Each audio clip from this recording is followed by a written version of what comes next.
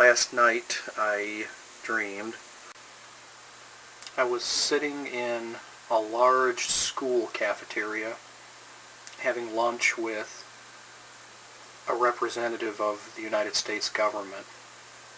But it was actor John O'Hurley, the guy who hosted Family Feud for like 3 or 4 seasons.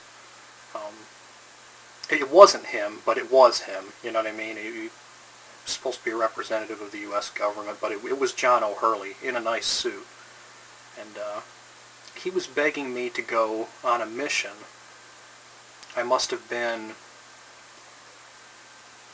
in this dream I must have been a former member of some elite military unit, and they needed my services again for something.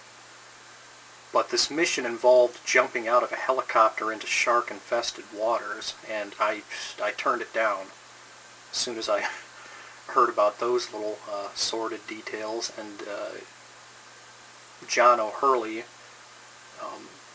said, okay, I anticipated you were going to turn this one down because of that, but I have prepared some statistics for you. And he reached down into a bag that he had on the bench beside him, and he pulled out a manila folder, and he opened it and removed a sheet of paper with some statistics printed on it. He said, you are far more likely to win the lottery twice than... And I just cut him off right there. I said, look, at this point in my life, I'm not willing to do anything, okay, that could possibly, no matter how infinitesimal the possibility is, I'm not willing to do anything that could possibly result in me being eaten alive by sharks. I'm not going to do it. I'm sorry. And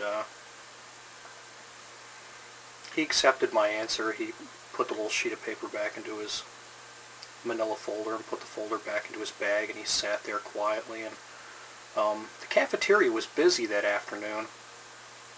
I don't remember what I ordered, but I remember at that point, after I refused the mission, all I had left on my little styrofoam tray was some French fries and ketchup. And somehow, I don't know if the bench that we were dining at was mic'd or something. Somehow I had say over what music was to be played over the cafeteria intercom. I didn't have to call anybody. I didn't have to motion for anybody to come to my table so that I could tell them what music I wanted to hear. I just said it out loud. I said, okay, let's have some Asexuals song Walt's Wish. And it started playing over the intercom, and it was great. I was just sitting there eating my French fries. John was quiet now, and I was just kind of bobbing my head to the song. And about a minute into the song, a guy that I went to high school with, that I haven't seen in maybe 12 years, sat down next to me. And I don't think he did so intentionally, because when we looked at each other, both of us were just so surprised. And he didn't say anything. I don't think he knew what to expect in the way of my reaction to seeing him, but for some reason, seeing him, though we didn't part on good terms, seeing him just brought this sense of relief to me, and I smiled at him. I extended my hand.